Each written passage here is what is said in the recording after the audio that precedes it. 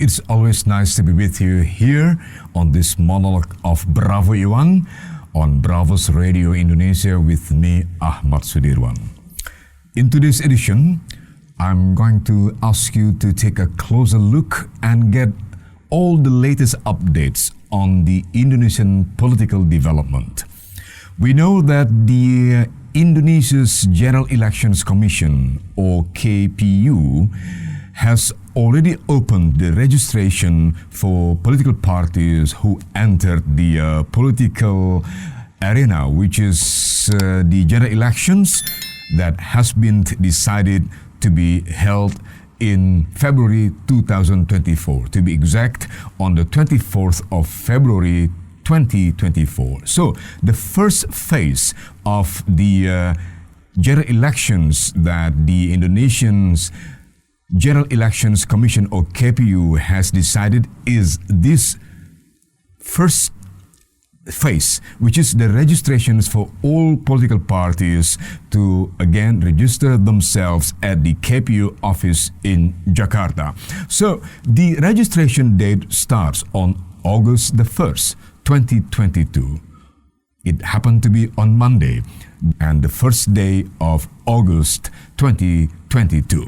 And this registration date will continue until August the 14th, 2022. So, according to the agenda released by the KPU, or Indonesia's General Elections Commission, that the political parties that have already confirmed their participation in the upcoming general elections of Indonesia, which is again to be held in February 2024, there are a total of 18 political parties. So these all 18 political parties are then expected to register themselves once again, and on the first day of the registration, it's confirmed already that 10 political parties are coming to the KPU office to complete all the necessary things for the registration. So among these parties, we know that the ruling party, or the winner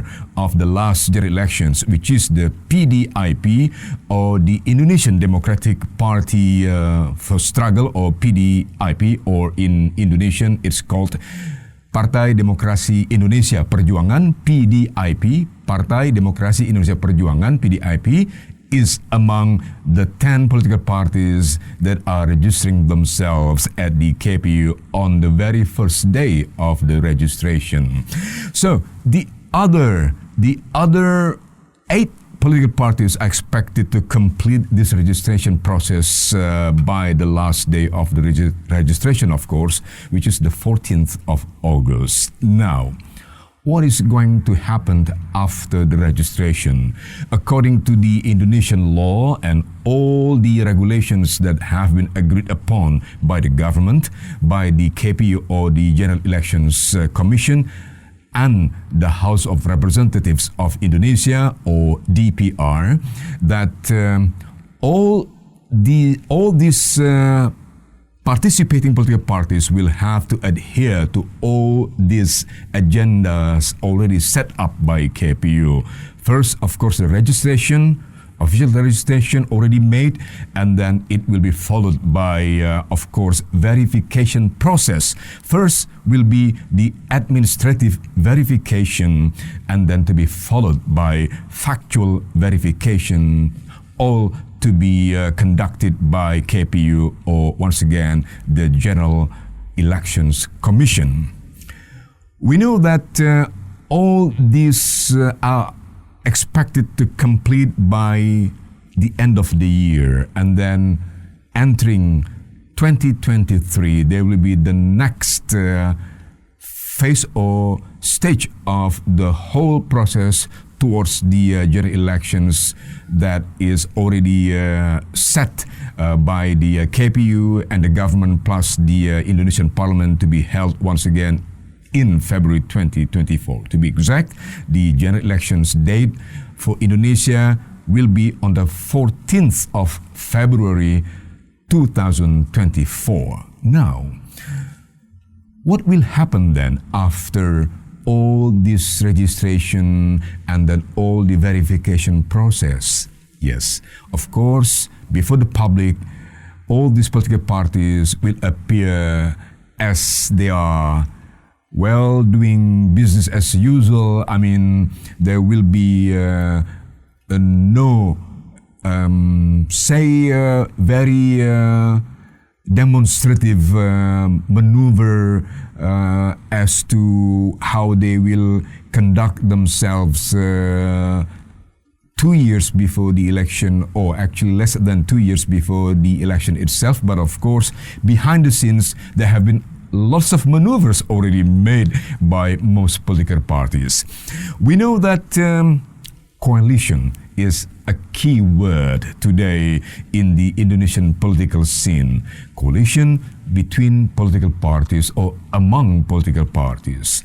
Already in early June 2022, 3 political parties announced their coalition. They are then the first 3 parties that have made it official, very open, very public, that they are in one coalition. They are actually, yes, the former ruling party, or the party that long ruled Indonesian political scene, especially during the era of the late President Suharto, which is the Golkar Party. And then the second party we know in this coalition is PAN, or the National Amanah Party, and then the third party is, we know, PPP.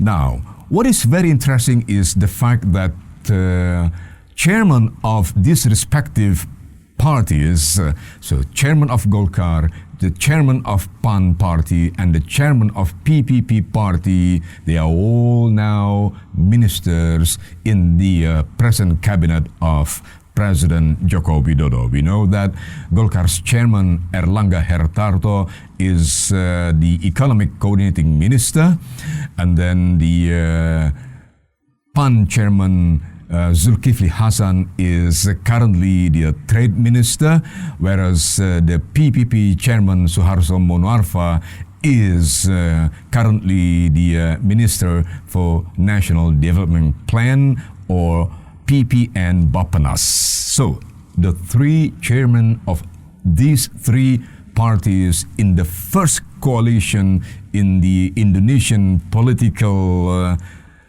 the political scene, are in fact all ministers in the current cabinet. However, what is even more interesting is the fact that before or around the end of the first week of August 2022, another coalition is expected to be made formal and public, which is between the Gerindra party and the PKB party. We know that chairman of Gerindra party, the retired General Prabowo Subianto, is also a minister in the current cabinet of President Joko Widodo. Prabowo Subianto is now defense minister, whereas the chairman of PKB once again is Muhaimin Iskandar, is at the moment the vice chairman of the Indonesian People's Consultative Assembly, or MPR. So, 2 coalitions we know so far already are to be made public. In fact, in theory, effectively, they are already made public.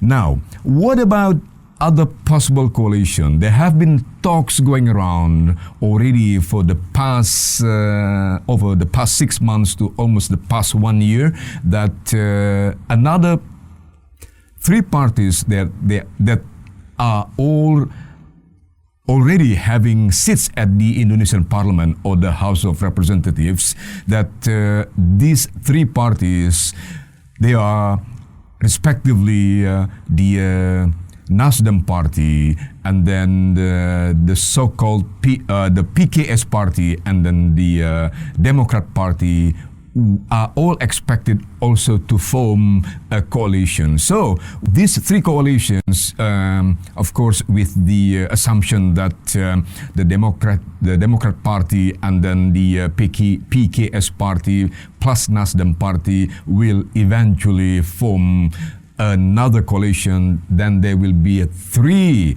coalition of parties. However, we're still missing one party, which is actually the biggest party now in the Indonesian parliament. Yes, PDIP, or the Indonesian Democratic Party of Struggle, or PDIP, atau PDI Perjuangan in bahasa Indonesia. Yes, PDI Perjuangan, once again, is so far not associated with another party, thus they are not in any form of coalition. Why is that?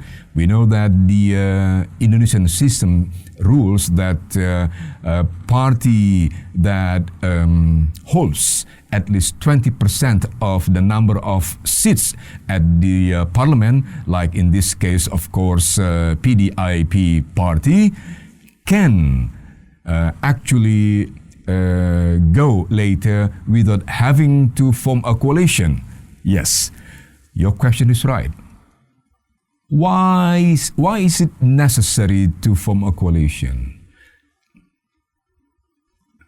Coalitions in Indonesian political arena is now needed not only to ensure the strategic positions, or more precisely the winning strategic positions that members of the coalition has respectively, but also coalition is strategically meant for the other election, yes, presidential election, which will be held at the same time or simultaneously with the general elections, which will elect new members of the Indonesian Parliament or the House of Representatives, or DPR. So once again, the upcoming general elections in Indonesia that is planned to be held on February the 14th, 2024 will be of two types or two kinds. First is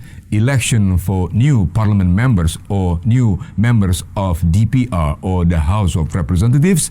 At the same time, on the same date, the election of presidents, the new president, will also be held. So, within this context, the coalition between or among political parties are very necessary, very important, inevitable actually for political parties. It is inevitable for political parties to form coalition in their belief that that will help win seats at the parliament, and also to ensure that later the presidential candidate will win in the presidential election. Once again, we know that the ruling party or the winner of the last general elections, the PDIP, is still without any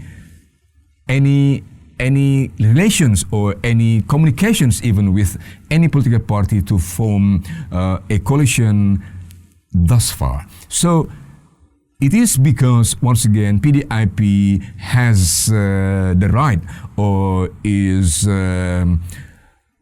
obliged, actually, because of their having slightly above 20% of the number of seats at the House of Representatives, then it is not necessary for PDIP to form any coalition. So we can say, in other words, that PDIP can stand alone for this purpose. Towards the general elections, particularly the Indonesians general election for 2024, and more particularly for the presidential elections that will be held on the same date, once again, on February the 14th, 2024. Now, let's go further, take a much closer look at these possible coalitions with regard to each party's ambition to win seats at the House of Representatives or DPR, and then later to ensure that their positioning with regard to the presidential election then will be to the most beneficial to their respective strategic plannings. So it is very interesting to see how far actually PDIP as the ruling party can go through all this without having a coalition thus far. We are now still in August 2022.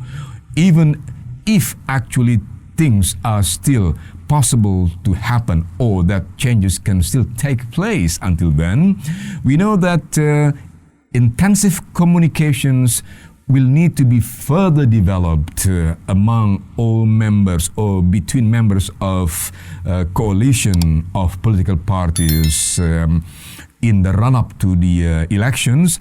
And also, of course, there will be other things that they can be discussed between them or among them, just behind the public, of course, which is normal in politics. For instance, what would happen later if one coalition win, say, the general elections for the parliament members and also winning the presidential election? Of course, there will be an agreement that is required to be made among these coalition members beforehand, which is understandable. For instance, that will determine the format of the next cabinet, and then it will determine also the future of the state budget. That's been happening in Indonesia, and it's well understandable as well. So the most important thing for the public today is that all these political parties are committed to continue the democratic reforms that have taken place so far in Indonesia, and that this process is still continuing particularly since the so-called reformasi era in the country that occurred or that started in 1998. We know that there have been elections already conducted in Indonesia since that reformasi era that saw the end of a long era of the former President Suharto.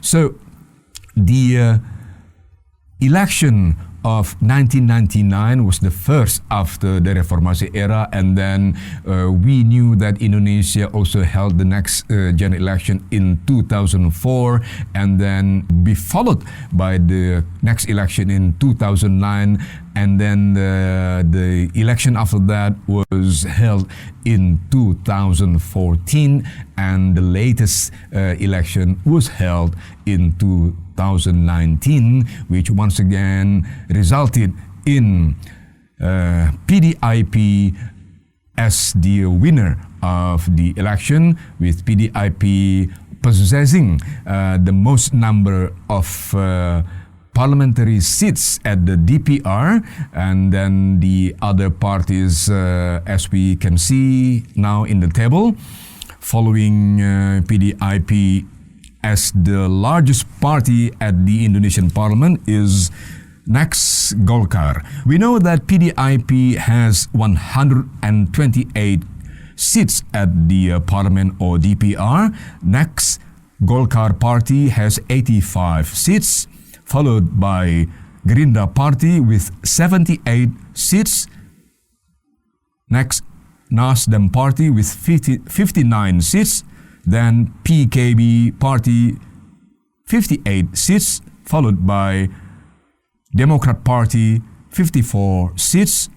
Then PKS 50 seats, PAN 44 seats, and then we know that the last party or the ninth party that possesses seats at the Indonesian parliament is PPP with 19 seats. So we know that coalition between or among parties that currently have seats at the Indonesian Parliament will determine later in the next stage of the whole Indonesian general elections.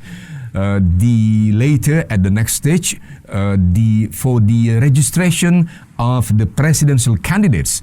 So we know that only coalition of political parties or present political parties that currently have seats at the Indonesian House of Representatives or DPR can register any presidential candidate. So at least the one party or coalition of party must have at least 20% of seats in the parliament. So we know that PDIP has more than this requirement. PDIP, we know, with 128 seats, meaning that with about 22.2% of seats at the parliament, PDIP can qualify by themselves to register their own presidential candidate.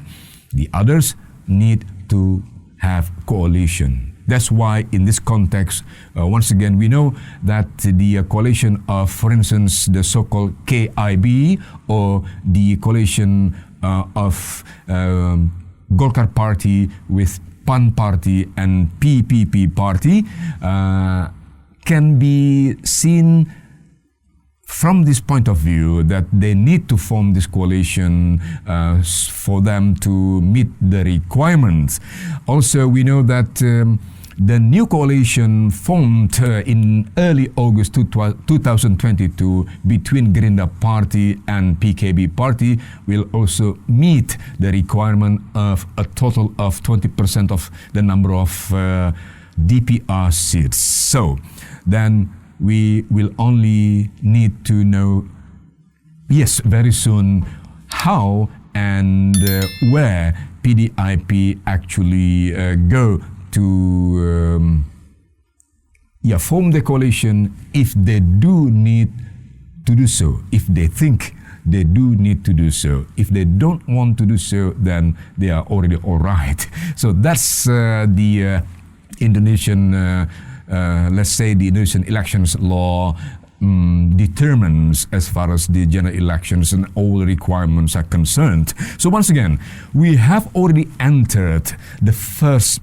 stage, the first phase of the long process of the general elections in Indonesia with the KPU or the General Elections Commission have already started the registration. KPU has already commenced the registration of political parties for the elections of parliamentary members, and then soon we will know how the verification processes that will be conducted by the KPU will decide whether all these 18 political parties that registered themselves as participants of the general elections will be actually verified later by December 2022. So far, I think we have covered the latest development within the Indonesian political scenes. Coming up next, we will discuss in the, of course, in a new episode about how actually the other, let's say the other stakeholders of Indonesian politics actually contribute or see or overview and then even contribute to the political or democratic process in Indonesia that will be marked with or by general elections now once again to be held in February 2024, to be exact, on February the 14th, 2024. It will be in the upcoming episode, of course, in this Bravo Iwan. So far, we have wrapped up this edition. So once again, it's always a happiness for me to have you sharing your time with me here on Bravo Iwan on, of course, on Bravo Radios Indonesia with me, Ahmad Sudirwan. Once again, thank you very much. Salam Bravos.